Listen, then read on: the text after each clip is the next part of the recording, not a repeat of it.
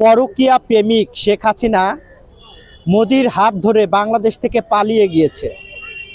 অর্থাৎ তিনি এই পালিয়ে যে তিনি ভেবেছিলেন যে আমেরিকা নির্বাচনের পরে তিনি বাংলাদেশে আবার তার স্বামী এবং তিনি নববধূ হিসাবে ফেরত আসবেন।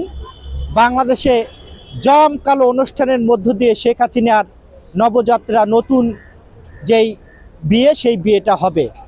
কিন্তু উনি বুঝতে পারেন নাই যে আমেরিকার যে ডিপ্লোমেসিক পলিসি, সেই ডিপ্লোমেসিক পলিসিতে তারা এক চুলও সেখান থেকে সরে দাঁড়ায় না।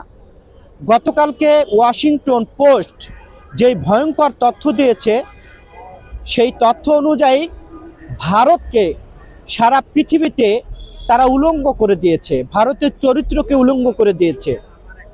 আপনারা জানেন যে সাম্প্রতিক সময় গতকালকে ওয়াশিংটন পোস্ট যে প্রতিবেদন, সেই প্রতিবেদনে মূল যে বিষয় সেটি হলো যে আপনারা জানেন যে মালদ্বীপের সরকারকে উৎখাত করার জন্য মোদি সরকার এবং গোয়েন্দা সংস্থা তারা হাজার হাজার মিলিয়ন ডলার খরচ করেছে, কিন্তু সেই মালদ্বীপেও তারা ব্যর্থ হয়েছে। অর্থাৎ এই ভারতের মোদি সরকার এশিয়া মহাদেশের প্রতিটি দেশে অশান্ত করার যেই ষড়যন্ত্র তারা লিপ্ত থাকে, তার প্রমাণ গতকালকে ওয়াশিংটন পোস্টের প্রতিবেদনে সারা বিশ্ববাসী দেখেছে।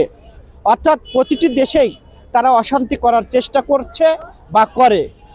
আজকে আমরা যেটা বুঝতে পারছি যে এশিয়া মহাদেশে এই ভারত শাসক দল যারা আছেন তারা বন্ধু হারিয়েছেন।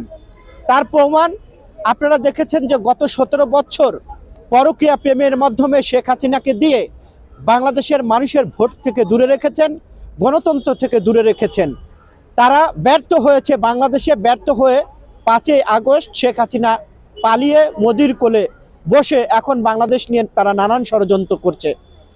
আমরা যেটি দেখলাম সেটি হলো যে মালদ্বীপের যে সরকার উৎখাতে ব্যর্থ হয়েছে এই ইন্ডিয়ান শাসক দল এবং ভারতের গোয়েন্দা সংস্থা, তারা তেমনি বাংলাদেশেও ব্যর্থ হয়েছে।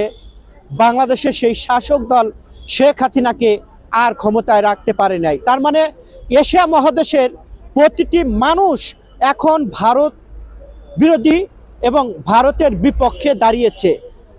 এই কারণে এশিয়া মহাদেশের প্রতিটি দেশে এই ভারতীয় সরকার মোদি অরাজকতা করার চেষ্টা করছে এবং গোয়েন্দা সংস্থা অরাজকতা করার চেষ্টা করছে।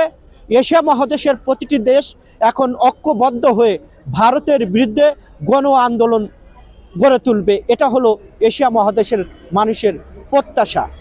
আমরা গতকালকে আরেকটি জিনিস দেখলাম যে টাইমস অফ ইন্ডিয়া একটি প্রতিবেদন করেছে। আপনারা জানেন আমরা এই 5ই আগস্টের পরাজয়ের পরে, শেখ হাসিনার পরাজয়ের পরে ভারতীয় কিছু গণমাধ্যম বাংলাদেশ নিয়ে সবসময়ের জন্য আপনারা জানেন যে অপপ্রচারে তারা লিপ্ত হয়েছে।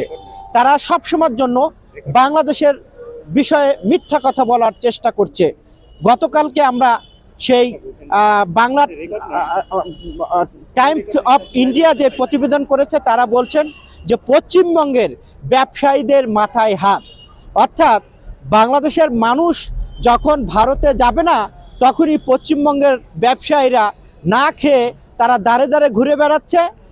পশ্চিমবঙ্গের ভারতের কৃষকরা আমরা দেখেছি নতুন করে পেঁয়াজ আলু রাস্তায় ফেলে দিচ্ছে। রাজনীতিবিদরা আন্দোলন গড়ে তুলছে শুভেন্দ্র এবং মোদির বিরুদ্ধে। সাধারণ মানুষ বলার চেষ্টা করছে যে গণহত্যাকারী শেখ হাসিনাকে মোদি কেন আশ্রয় প্রশ্রয় দিয়ে আমাদের ব্যবসা বাণিজ্যকে ধ্বংস করছে।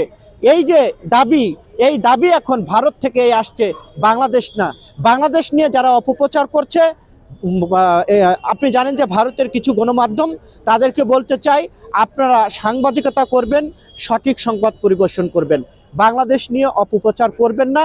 আপনারা যারা বাংলাদেশের সাংবাদিক আছে তাদেরকে আমি অনুরোধ করব, গতকালকে বিশ্বের সবচেয়ে গণমাধ্যম ওয়াশিংটন পোস্ট যে প্রতিবেদন, এই প্রতিবেদন আপনারা বেশি বেশি প্রচার করুন। তাহলেই ভারতের যারা শাসক দল আছে তাদের গায়ে কাপড় থাকবে না। ইতিমধ্যে বিশ্বে তারা এই মোদি সরকার উলঙ্গ হয়ে গিয়েছে।